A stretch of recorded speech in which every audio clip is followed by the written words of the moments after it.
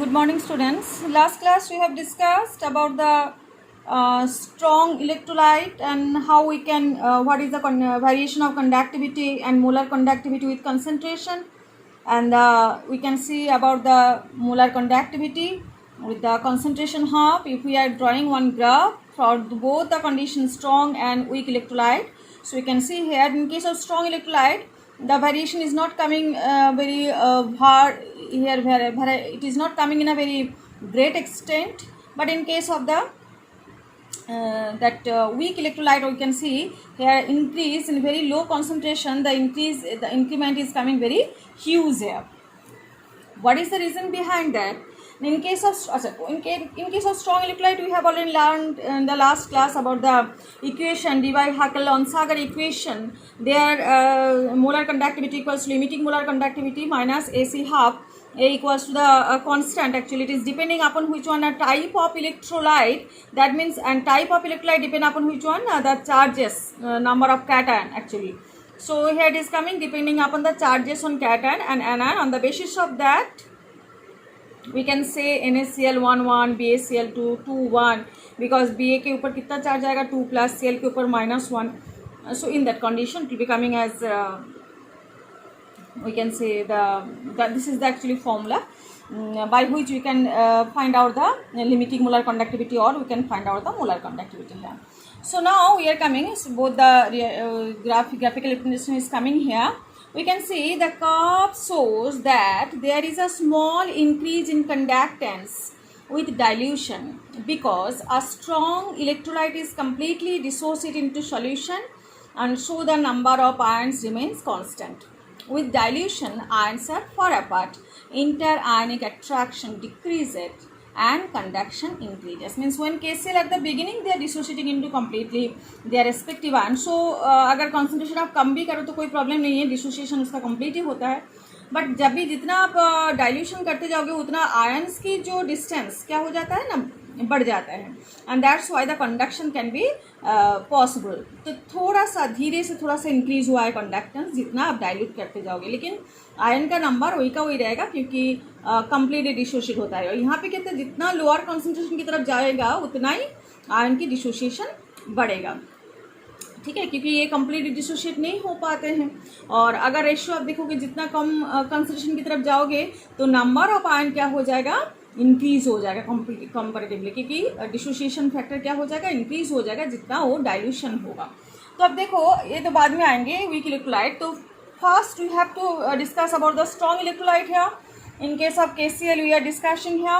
So now Coulter's law, independent migration of ions. This law we have to learn now. This law states that limiting molar conductivity of an electrolyte can be represented as the sum of the individual contributions of the anion and cation of the electrolyte. बहुत interesting है ये चीज़. जैसे आपको NaCl की limiting molar conductivity find out करनी है, तो कैसे फाइंड आउट करोगे ना, रेस्पेक्टिव जो कैटायन और एनायन है उसकी अगर मोलर कंडक्टिविटी को आप ऐड करोगे तो we can get the limiting molar conductivity of NaCl. So lambda not m of NaCl equals to lambda naught Na plus lambda naught Cl minus. अभी इसका एक ही कैटायन और एनायन है. अगर मान लो किसी में बहुत सारे केस, सपोज आप MgCl2, तो MgCl2 कंडीशन में क्या होगा, मैग्नीशियम है, 2 क्लोरीन है. तो एट दैट कंडीशन में आपको क्या करना है, नंबर ऑफ कैटायन और नंबर ऑफ एनायन को मल्टीप्लाई करना है उसकी रेस्पेक्टिव लिमिटिंग मोलर कंडक्टिविटी से. तो यहाँ पे बोला if an electrolyte on dissociation gives V plus cation and V minus anion, तो V प्लस मतलब number of cation number of anion, तो उसको आपको जस्ट मल्टीप्लाई करना है. तो this is the formula, this is actually law of Kohlrausch's law.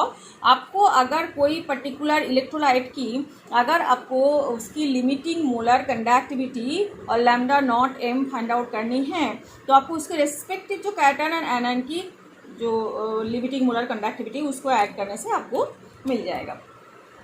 So this is the condition for which a strong electrolyte, and we can find out also for electrolyte, weak electrolyte, we will see afterwards.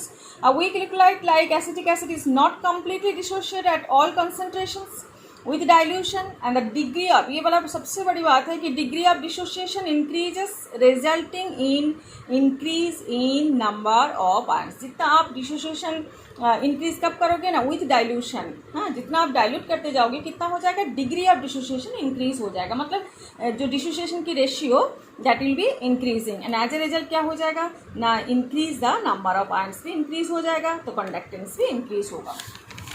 ठीक है, अभी क्या हो गया ना, next one, in case of weak electrolyte the molar conductivity increases steeply on dilution especially near the lower concentration. ठीक है, जो लोअर कंसंट्रेशन के टाइम में क्या हो जाएगा, ये एक्सट्रीमली इंक्रीज हो जाएगा। देयरफॉर लैम्डा नॉट एम, मतलब जो लिमिटिंग मोलर कंडक्टिविटी, क्योंकि जब भी ये इंटरसेक्ट करेगा वाई एक्सिस के साथ तभी आपको लिमिटिंग मोलर कंडक्टिविटी मिलेगा, लेकिन ये क्या हो जाएगा, स्टिफली इंक्रीज हो रहा है। तो देखो there is no chance of intersection with the y axis. तो एट दैट कंडीशन कि लिमिटिंग मोलर कंडक्टिविटी आपको नहीं मिलेगा। At infinite dilution electrolyte dissociate completely हो जाएगा, है ना। और डिग्री ऑफ डिसोसिएशन मतलब अल्फा जिसको बोलते हैं, अल्फा आप लोग ऑलरेडी फाइंड आउट कर चुके थे इक्विलिब्रियम में। तो अल्फा इक्वल्स टू क्या हो जाएगा, दैट इज एक्चुअली कमिंग 1। जब बहुत ही डाइल्यूट हो जाएगा, so at that condition alpha equals to coming 1। But at such low concentration the conductivity of the solution it's so low, मतलब आयन्स तो रहेगा लेकिन इतना कम कि आप मतलब डिग्री ऑफ डिसोसिएशन 1 रहेगा, मतलब 1 अगर मॉलिक्यूल रहेगा तो 1 आयन में कन्वर्ट हो जाएगा। आयन और मॉलिक्यूल की और द कंपाउंड की जो रेशियो बराबर रहेगा, मतलब alpha equals to 1। But at that condition आप कंडक्टिविटी को फाइंड आउट नहीं कर सकते हो, क्योंकि the concentration conductivity of the solution is so low that it can not be measured accurately. Therefore lambda not m for weak electrolyte is obtained by using again Kohlrausch's law. But उसमें एक problem है, क्या problem है वो मैं हम discuss कर देते हैं। तो बात ये है कि लिमिटिंग मोलर कंडक्टिविटी ग्राफिकली आप फाइंड आउट नहीं कर सकते हो। क्यों नहीं कर सकते, क्योंकि that is a steep graph. तो at that condition it will not meet with the y axis. तो ये इंटरसेक्शन को आप क्या बोलोगे, लिमिटिंग मोलर कंडक्टिविटी, तो ये आपको फाइंड आउट नहीं हो पाएगा। तो क्या फॉर्मूला है, नॉई खोल्ड्रास लॉ है, बट थोड़ा सा घुमा के आप दिखा देंगे इसको, जैसे आपको फाइंड आउट करना है एसिटिक एसिड की लिमिटिंग मोलर कंडक्टिविटी। ठीक है, तो लैम्डा नॉट CH3 माइनस हो गया ये एनायन वाला, और H+ वाला, मतलब आपको अगर इसकी फाइंड आउट करना है लिमिटिंग मोलर कंडक्टिविटी, दोनों को अलग अलग से फाइंड आउट कर लो। तो by knowing the lambda not m for strong electrolyte, suppose मान लो आपके पास ये दोनों का नहीं है, किस किस का है, KCl का है और सोडियम पोटेशियम एसिटेट का है और हाइड्रोक्लोरिक एसिड का है। तो इन तीनों को अप्लाई करके आपको किसको फाइंड आउट करना है, इन दोनों को फाइंड आउट करना है।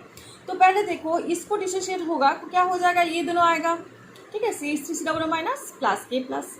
इसको डिसोशिएट करोगे तो क्या आ जाएगा, delta lambda naught H+ plus lambda naught Cl minus. अभी एनी हाउ इन दोनों को ऐड करेंगे तो क्या आ जाएगा, ये प्लस ये, बट इनमें से अगर इन दोनों को मैं रिमूव कर दूं तो क्या हो जाएगा, आपको जो चाहिए वो मिल गया, मतलब lambda naught CH3 minus C minus और लैम्डा नॉट H+ मिल जाएगा। रिमूव किसको करना है, इसको, तो डेफिनेटली इसको अगर इधर से माइनस कर दे, इन दोनों को ऐड करके इसको माइनस कर दोगे तो K+Cl माइनस क्या हो जाएगा, माइनस हो जाएगा, रिमूव हो जाएगा। रहा बाकी कौन ना, delta lambda naught CH3 minus lambda naught H+। तो ये आपको चाहिए था इसको फाइंड आउट करने के लिए। बस वही तरीका है कि हम क्या किए पहले इसको ऐड की, इसके साथ इसको ऐड कर दी, और माइनस किसको किया ना, लैम्डा नॉट K+ और लैम्डा नॉट Cl माइनस, तो बराबर आप क्या मिल जाएगा आपको, लैम्डा नॉट CH3 ठीक है, समझ में आ गया। तो ये हो गया खोल्ड्रास लॉ को अप्लाई करके आप क्या फाइंड आउट कर सकते हो, वीक इलेक्ट्रोलाइट की भी आपको limiting molar conductivity find out हो जाएगा, क्योंकि ग्राफिकली आपको ये नहीं मिलेगा। ठीक है, तो by applying this Kohlrausch's law we can find out for weak electrolyte the limiting molar conductivity. Next one, the ratio of molar conductivity at a specific concentration to the molar conductivity at infinite dilution. Infinite dilution किसको बोलते हैं ना, lambda not M, और उसके साथ ratio किसकी, कोई particular concentration में आप उसकी मोलर कंडक्टिविटी को फाइंड आउट किया, उसके साथ उसका रेशियो बनाया किसका ना, लिमिटिंग मोलर कंडक्टिविटी की, उसको ही हम क्या बोलेंगे, डिग्री ऑफ डिसोसिएशन। ठीक है। लिमिटिंग मोलर कंडक्टिविटी मतलब जहाँ पे इनफाइनाइट डाइल्यूशन में कितना वो डिसोशिएट हो पा रहे, और यहाँ पे क्या है ना मोलर कंडक्टिविटी मतलब कोई पर्टिकुलर कंसंट्रेशन में कितना डिसोशिएट हो पा रहे, उसका रेशो को हम लोग क्या बोलेंगे, डिग्री ऑफ डिसोसिएशन, जिसको हम लोग अल्फा बोलेंगे। तो अल्फा कैसे फाइंड आउट करेंगे, किसके लिए अल्फा फाइंड आउट करें ना, वीक इलेक्ट्रोलाइट के लिए, क्योंकि स्ट्रॉन्ग में तो पूरा का पूरा रेशियो क्या होगा 1 है ना, क्योंकि डिग्री ऑफ डिसोसिएशन जितना मॉलिक्यूल है उतना ही डिसोशिएट हो गया, कंप्लीट डिसोसिएशन, बट यहाँ पे कंप्लीट नहीं होता है, इसलिए जो रेशियो जो डिग्री कितना डिग्री में वो डिसोशिएट हुआ है, तो वो फाइंड आउट करने के लिए आपको क्या चाहिए फॉर्मूला ना, alpha equals to lambda c m by lambda not m. Lambda not m मतलब लिमिटिंग मोलर कंडक्टिविटी, और ये लैम्डा सी एम मतलब कोई पर्टिकुलर कंसंट्रेशन में उसकी मोलर कंडक्टिविटी, ठीक है। So for a weak electrolyte if k is, तो इस फॉर्मूला को अप्लाई करके आप degree of dissociation find out कर सकते हो। और उसके बाद for a weak electrolyte if k is the dissociation constant, तो के इक्वल्स टू क्या फाइंड आउट होगा, c alpha square by 1 minus alpha. ये फॉर्मूला ऑलरेडी आप लर्न कर चुके हो। तो अल्फा के इंस्टेड आप ये फॉर्मूला जब यूज करोगे लास्ट ऑफ ऑल क्या आ जाएगा, C into lambda c m square divided by lambda not m into lambda not m minus lambda c m. तो ये हो गया फॉर्मूला आपके, ये सब न्यूमेरिकल्स की चाहिए आपको, अल्फा या के वाला डिग्री ऑफ डिसोसिएशन आपको फाइंड आउट करनी है, उस कंडीशन में आपको ये फॉर्मूला यूज़ करने हैं, ठीक है। Next one we are coming for application of फोरस लॉ। एप्लीकेशन क्या करोगे आप ना, लैम्डा नॉट एम मतलब molar conductivity of any electrolyte आप यूज़ कर सकते हो इसको फॉर्मूला को यूज़ करके, है ना, भले स्ट्रॉन्ग हो या वीक हो उस कंडीशन में आप फाइंड आउट कर सकते हो। For weak electrolyte it is possible to determine the value of its dissociation constant, कौन है, के ए, once we know the lambda naught m and lambda cm at a given concentration C। अगर आपको ये भी पता है और ये भी पता है तो आप क्या फाइंड आउट कर पाओगे ना, के कहाँ से फाइंड आउट करोगे ना, अल्फा से फाइंड आउट कर लेंगे। पहले अल्फा फाइंड आउट कर लेंगे, उसके बाद c alpha square by 1 minus alpha find out करके आप के फाइंड आउट कर लोगे। एक एग्जाम्पल आपके साथ दे देते हैं इधर कि lambda not m for NaCl, HCl NaAC दे के रखा है, this one and this one, okay, ये तीनों का दे के रखा है। तो आपको क्या फाइंड आउट करना है, लैम्डा नॉट फॉर HAC, है ना। तो एसिडिक एसिड क्या आपको फाइंड आउट करना है इधर। तो यहाँ पे देखो क्या है, H प्लस AC माइनस, वही सेम बात है, लैम्डा नॉट एम की आपको फाइंड आउट करना है। तो दोनों रेस्पेक्टिव कैटन आयन की आप limiting molar conductivity find out करो, तो इसको मिलेगा कहाँ से, लेकिन आपके पास क्या क्या है, NaCl है, HCl है, NaAC है।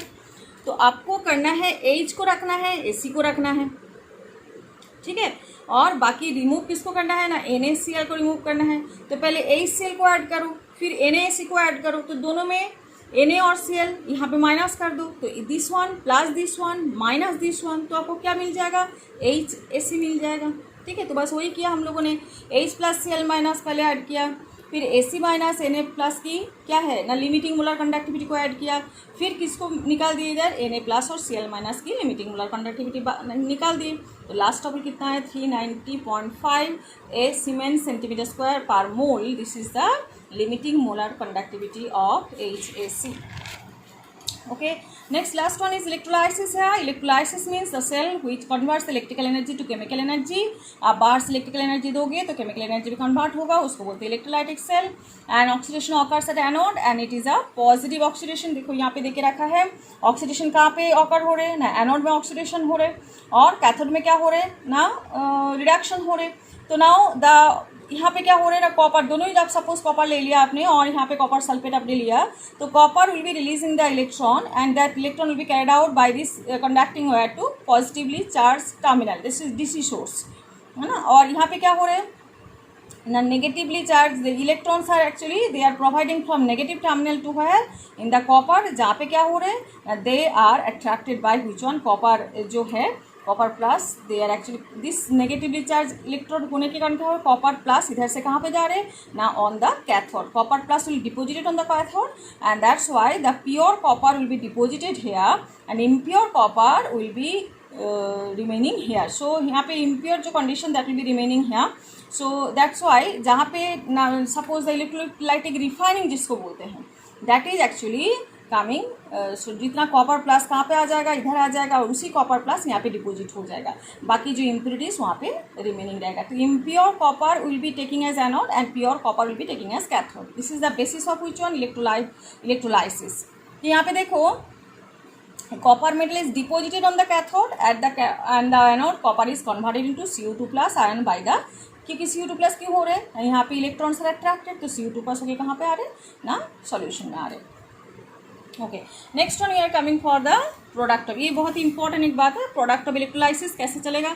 देखो कि एक बात है, the products of electrolysis depend upon the nature of electrolyte. Being electrolyte, जो आपने इलेक्ट्रोलाइट लिए हो उसका नेचर डिपेंड होता है, and nature of the electrodes. आप अगर कोई इनार्ट इलेक्ट्रोड लिए हो तो उसका कोई काम नहीं है रिएक्शन में, लेकिन अगर कोई रिएक्टिव जो इलेक्ट्रोड है उसका अगर लिए हो तो उसमें थोड़ा सा फर्क पड़ता है. जैसे आप बता देते हैं कि if electrodes are inert like platinum और ऑरम, मतलब gold, they do not take part in chemical reaction.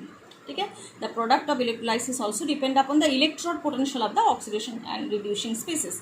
जैसे मान लो electrolysis of copper chloride aqueous using platinum, तो प्लाटिनम है तो कोई काम नहीं आएगा, इलेक्ट्रोड का कोई फंक्शन नहीं है.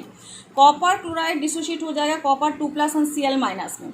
अभी कॉपर 2 प्लस एक्वास है तो किसके साथ उसकी मतलब कंपटीशन होगा ना, H प्लस के साथ. तो H plus and copper 2 plus, इसमें से लोअर जो डिस्पोर्शन जो पोटेंशियल होता है दैट इज एक्चुअली कमिंग किसके ज़्यादा होता है ना, CO2 प्लस के. अच्छा, इसमें से एक दो ट्रिक आपको यूज़ करना है. जैसे रिएक्टिविटी सीरीज आपको पता है ना, एक बार ये चीज़ मैं आपको इधर से ही बता देती हूँ एक क्वेश्चन के साथ. ये वाला देखो यहाँ पे है ना, तो यहाँ पे देखो जहाँ पे रिएक्टिविटी सीरीज है उसी के अकॉर्डिंग जो नीचे नीचे आएगा उसको डिस्चार्ज पोटेंशियल ज़्यादा होगा. जैसे यहाँ पे किसका था ना, कॉपर के था. यहाँ पे देखो कॉपर है और H प्लस है, एक्वास है, तो वाटर के साथ उसकी एक कॉपर एक H प्लस, तो किसके जब आएगा तो कौन नीचे है ना, कॉपर है, तो कॉपर की डिस्चार्ज पोटेंशियल क्या होगा, लोअर होगा, और कॉपर विल भी क्या हो जाएगा ना, दे आर एक्चुअली रिड्यूस्ड हो जाएगा, है ना. और एनोड में क्या हो जाएगा, यहाँ पे एनोड में कंडीशन, अच्छा कैथोड में क्या हो जाएगा, देखो कॉपर रिड्यूस हो गया, CO2 plus plus 2E copper हो गया. एनोड में किसके साथ होगा, क्योंकि एनोड में ऑक्सीडेशन होगा, तो यहाँ पे Cl माइनस है और OH माइनस है. इसका एक सीरीज है, सीरीज कौन सा है ना, फॉस्फेट, सल्फेट, नाइट्रेट और हाइड्रोक्सिल, फिर क्लोरीन, ब्रोमीन, आयोडीन. जितना नीचे की तरफ आएगा that means the discharge potential will be more. जैसे यहाँ पे किसके साथ किसका कंपटीशन होगा, एक Cl माइनस के साथ और एक OH माइनस, तो ये OH माइनस और ये Cl माइनस, तो कौन नीचे है, Cl माइनस, तो Cl माइनस के डिस्चार्ज पोटेंशियल कम होगा, and that's why Cl minus in the anode it will be oxidised into which one, chlorine gas में कन्वर्ट हो जाएगा. Cl माइनस क्या हो, एक इलेक्ट्रॉन रिलीज कर देगा और क्लोरीन एटम में कन्वर्ट हो जाएगा, 2 क्लोरीन एटम क्लोरीन मॉलिक्यूल में कन्वर्ट होगा.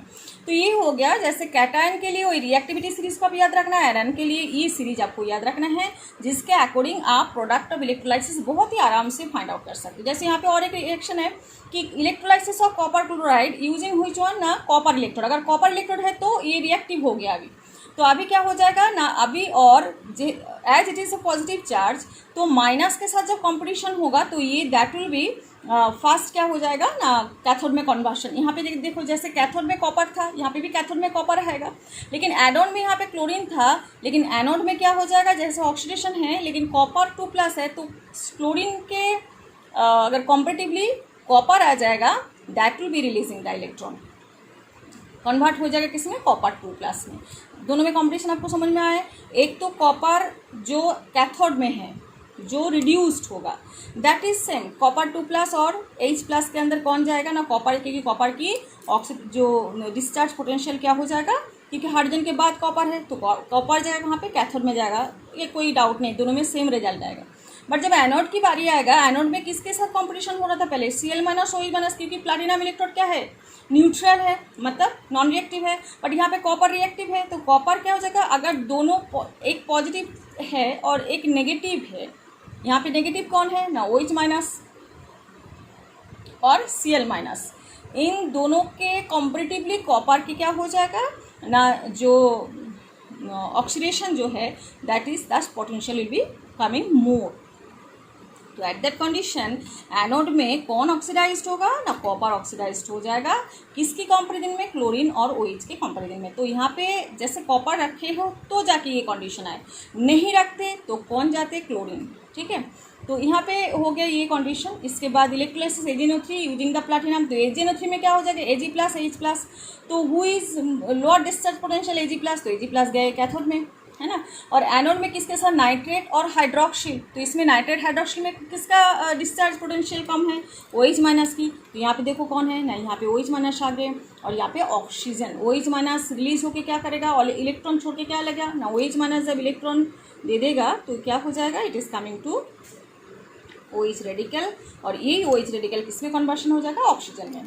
ठीक है, तो ये हो गया। और AgNO3 यूजिंग, अगर आपके पास कौन सा इलेक्ट्रोड है, इधर Ag है। अगर Ag इलेक्ट्रोड है तो यहाँ पे एनोड में क्या हो जाएगा, एनोड में तो, कैथोड में तो वही Ag का ही रहेगा, लेकिन एनोड में अभी और ऑक्सीजन प्रोडक्शन नहीं हो, क्योंकि अभी Ag आ गए, है ना। दोनों नेगेटिव से भी लोअर डिस्चार्ज पोटेंशियल किसका होगा ना, Ag का। तो Ag इजीली ऑक्सीडाइज हो जाएगा, सिल्वर इजीली ऑक्सीडाइज होगा। बस ये है प्रोडक्ट ऑफ इलेक्ट्रोलाइसिस। ओके।